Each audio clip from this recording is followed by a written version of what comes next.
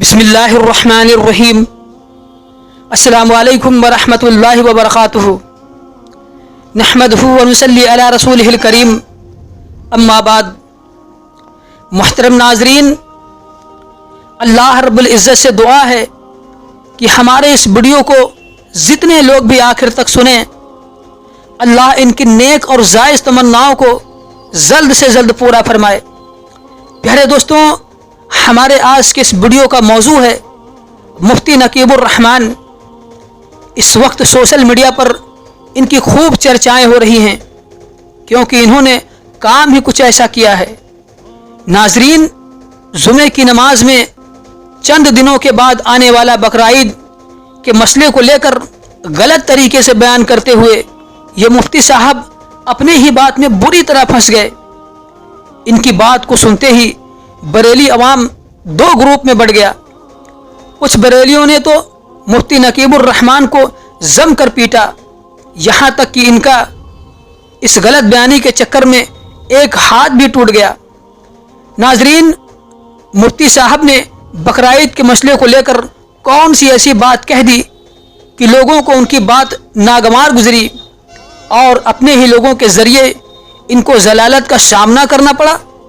और मज़े की बात तो ये है कि जब मुफ्ती साहब को पिटता हुआ देखा तो जिन वहाबियों की ये दिन रात बुराई करते थे, उन्हीं वहाबियों ने इनकी जान बचाई।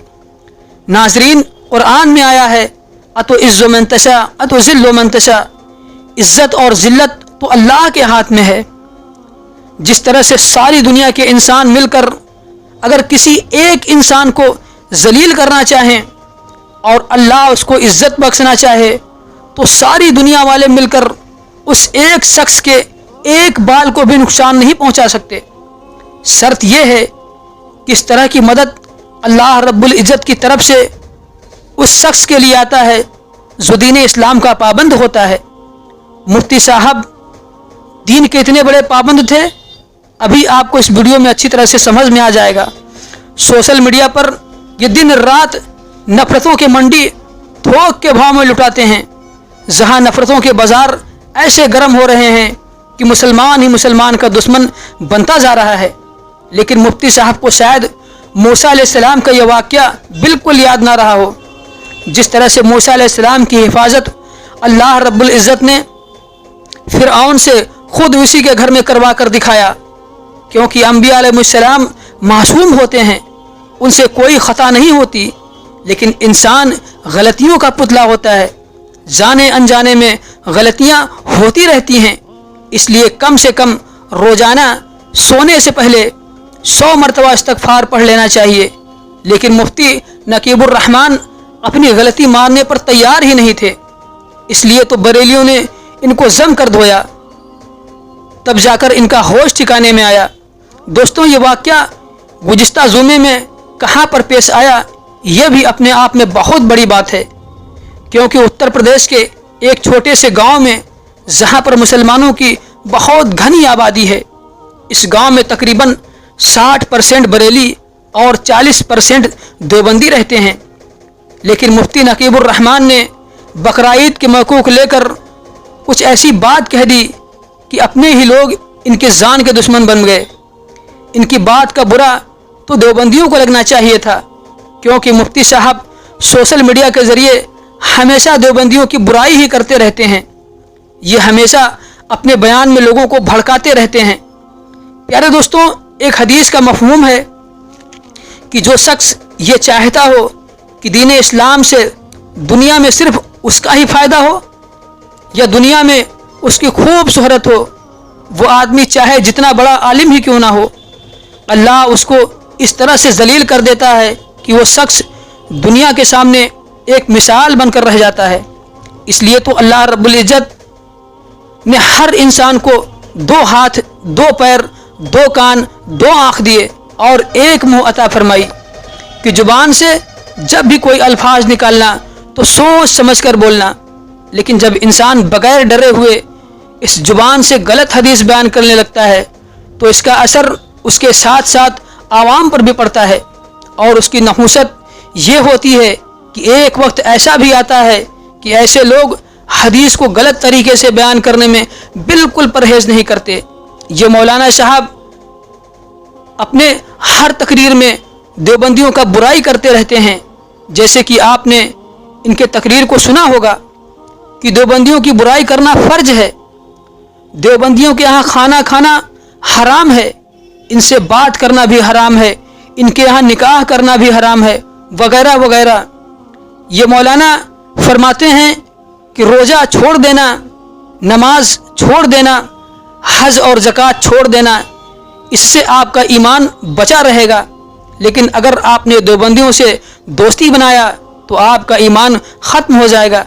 ایسے ایسے جاہل پتہ نہیں کہاں سے چلے آتے ہیں جو دین اسلام میں اس طرح کی نفرت بھری باتیں عوام میں پھیلا رہے ہیں۔ رسول اللہ صلی اللہ علیہ وسلم تو صحابہ رضی اللہ تعالیٰ عنہ کو یہ باتیں سکھا کر گئے تھے کہ دین کی باتیں پوری دنیا میں پھیلا دینا۔ اس وقت تقریباً 1.25 لاکھ صحابہ رضی اللہ تعالیٰ عنہ نے ان باتوں کو سنا۔ 1.25 لاکھ میں سے صرف 10,000 صحابہ رضی اللہ تعالیٰ عنہ کی قبریں مدینے میں ملتی ہیں۔ آخر باقی صحابہ کہاں چلے گئے؟ ظاہر سی بات ہے یہ دین اسلام کو پھیلانے کے لیے پوری دنیا میں بکھر گئے۔ نعوذ باللہ، اگر صحابہ رضی اللہ تعالیٰ عنہ نے اس طرح سے نفرت پھیلا کر لوگوں کو دین سکھایا ہوتا تو آج ہم تک یہ دین نہیں پہنچتا۔ پیارے دوستوں، یہ دین ہم سبوں تک بڑی مشقتوں کے بعد پہنچا ہے۔ اس طرح کے علماء کو تو ہمیشہ امت کے جوڑنے کی بات کرنی چاہیے۔ مفتی نقیب الرحمان کی باتیں بقرعید سے پہلے جمعے کے نماز میں لوگ بڑے انٹرسٹڈ ہو کر سن رہے تھے، لیکن بقرعید کے مسئلے پر انہوں نے ایک ایسی بات کہہ دی کہ ان کے ہی لوگوں نے ان کی زبردست دھنائی کر دی۔ مفتی نقیب الرحمان ہمیشہ دیوبندیوں میں عیب ڈھونڈتے رہتے تھے۔ جس طرح سے مکھیاں سارے جسم کو چھوڑ کر صرف زخموں پر بیٹھتی ہیں، گندگی کے ڈھیر پر بیٹھتی ہیں، اسی طرح سے یہ مولانا دن رات لوگوں کی برائیاں ڈھونڈتے رہتے ہیں۔ دراصل یہ بات کانپور کے ایک چھوٹے سے گاؤں میں پیش آیا، جہاں مسلمانوں کی گھنی آبادی ہونے کی وجہ سے لوگ اس گاؤں کو چھوٹا لکھنؤ بھی کہتے ہیں۔ بریلی مسلک میں اپنے لوگوں کے بیچ بقرعید سے پہلے جمعے کے دن یہ حضرت تقریر کر رہے تھے۔ ہمیشہ بھڑکانے والی بات کو لے کر لوگوں میں پہلے سے ہی غصہ تھا۔